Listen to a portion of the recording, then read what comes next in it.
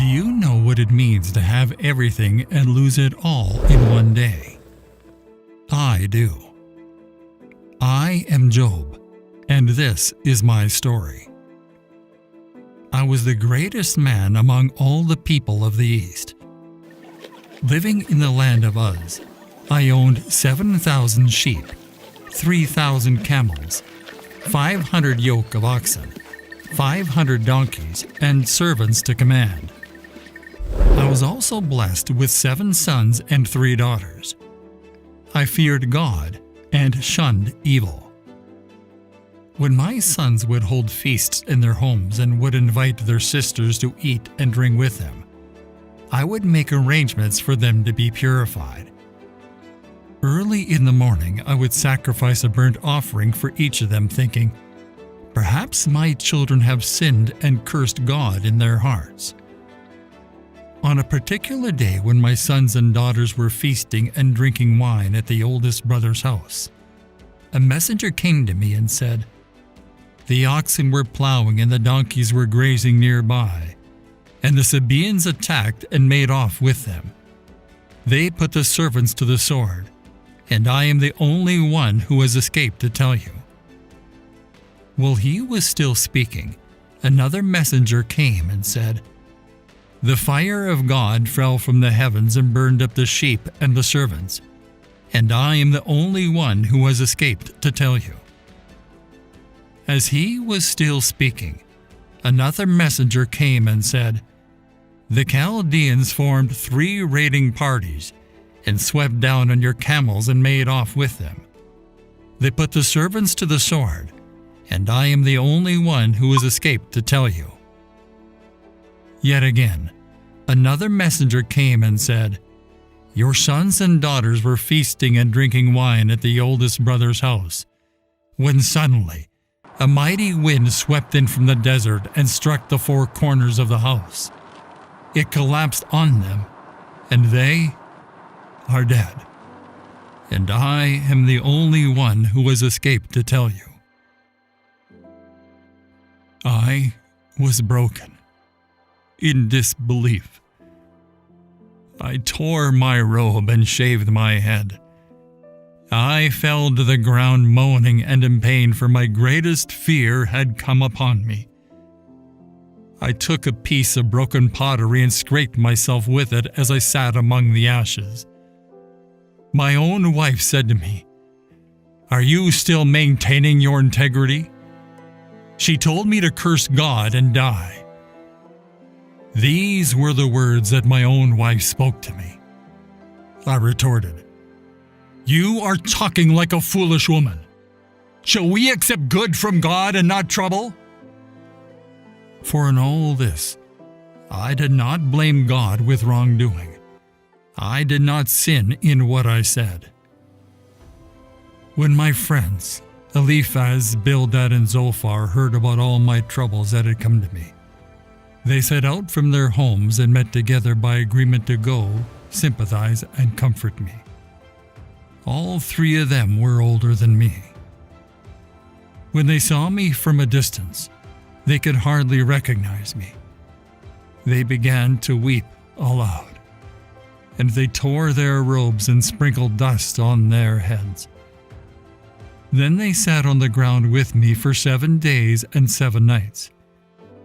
No one said a word to me, because they saw how great my suffering was.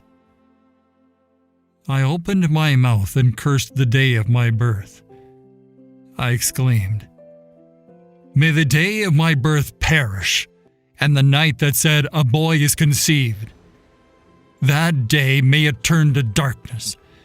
May God above not care about it. May no light shine on it. I began to question everything. Why is light given to those in misery, and life to the bitter of soul, to those who long for death that does not come, who search for it more than for hidden treasure, who are filled with gladness and rejoice when they reach the grave? Why is light given to a man whose way is hidden, whom God has hedged in? My daily food became sighing and groaning like water. What I feared has come upon me. What I dreaded has happened to me. I had no peace, no quietness. I had no rest, but only turmoil. My spirit was broken. My days were cut short. The grave awaited me.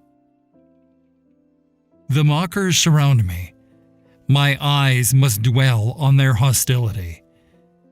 I prayed, "Give me, O God, the pledge you demand. Who else will put up security for me?" My eyes grew dim with grief. My whole frame was but a shadow. My days had passed, I said. My plans were shattered.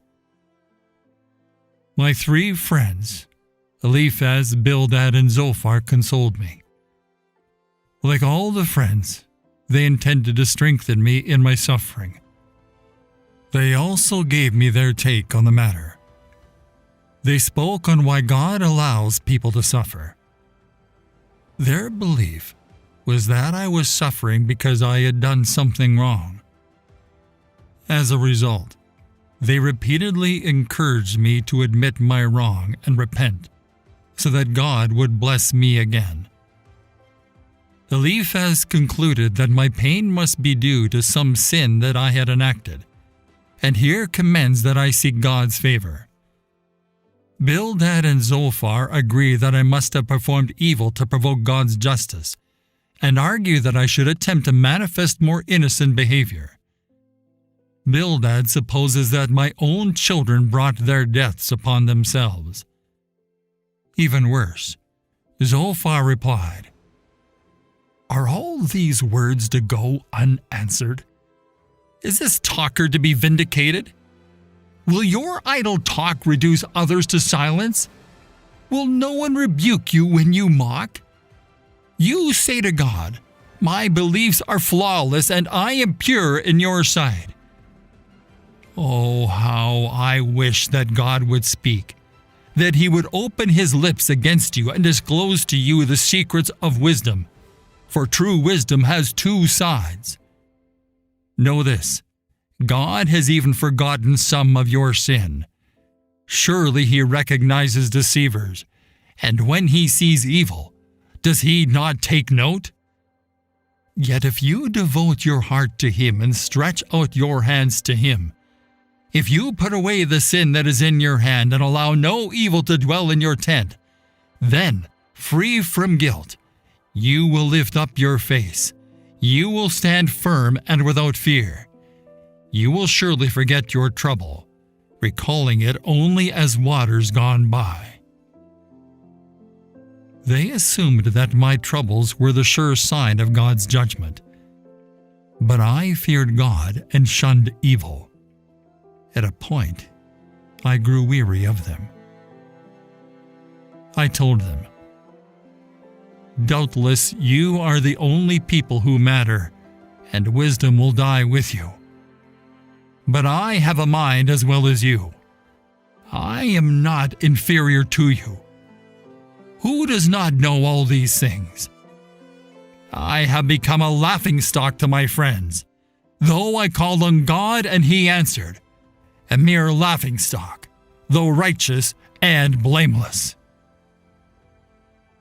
But I desire to speak to the Almighty and to argue my case with God.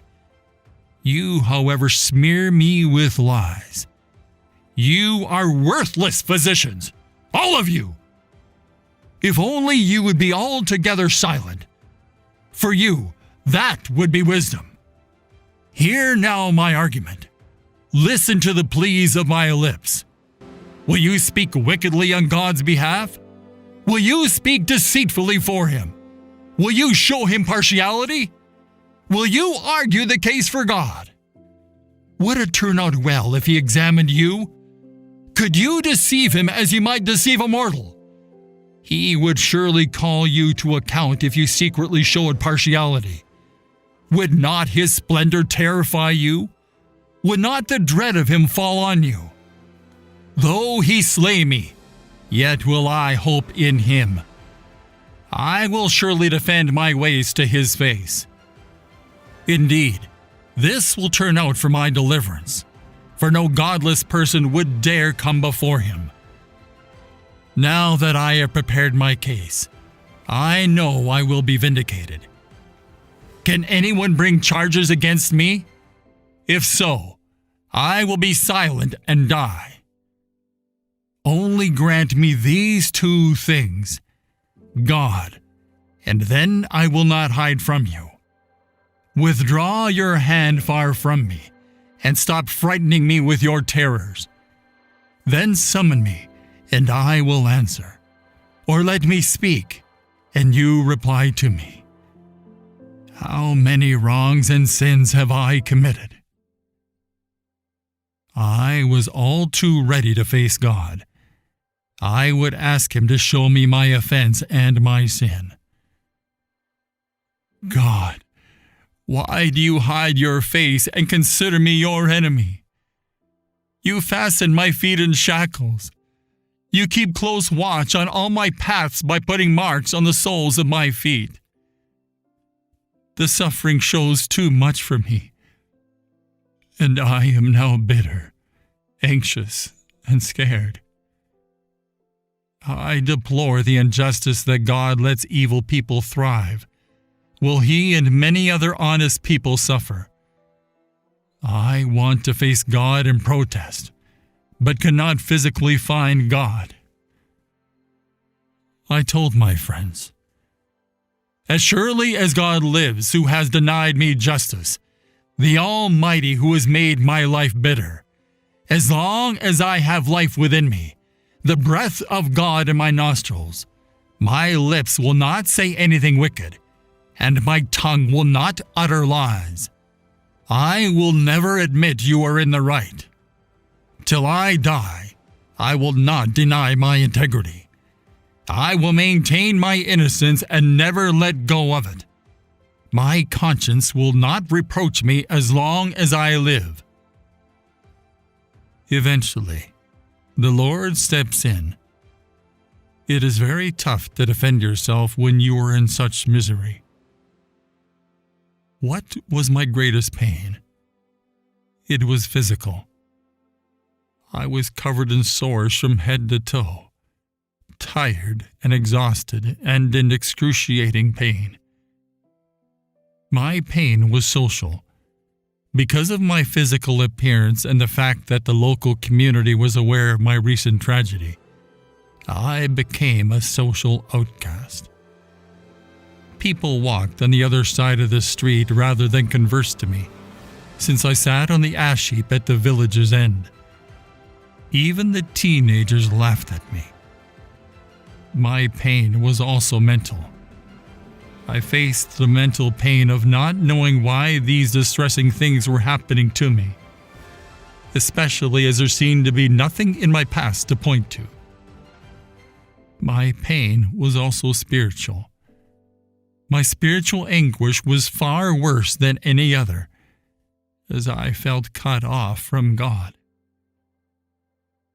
This was the true, most excruciating ache.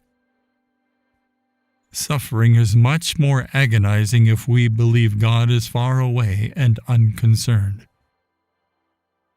However, when I was finally able to talk with God, things didn't go as planned. During my speeches, 36 times I asked God to speak with him. I have now received my wish. The Lord then spoke to me. He said, "Who is this that obscures my plans with words without knowledge? Brace yourself like a man. I will question you, and you shall answer me. Where were you when I laid the earth's foundation? Tell me if you understand. Who marked off its dimensions? Surely you know. Who stretched a measuring line across it? On what were its footing set? Or who laid its cornerstone? while the morning stars sang together and all the angels shouted for joy. Who shut up the sea behind doors when it burst forth from the womb? When I made the clouds its garment and wrapped it in thick darkness? When I fixed limits for it and set its doors and bars in place? When I said, "This far you may come and no farther. Here is where your proud waves halt." Have you ever given orders to the morning, or shown the dawn its place that it might take the earth by the edges and shake the wicked out of it? The earth takes shape like clay under a seal. Its features stand out like those of a garment. Will the one who contends with the Almighty correct him? Let him who accuses God answer him. I answered the Lord, I am unworthy. How can I reply to you? I put my hand over my mouth.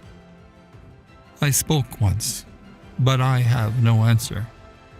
Twice, but I will say no more.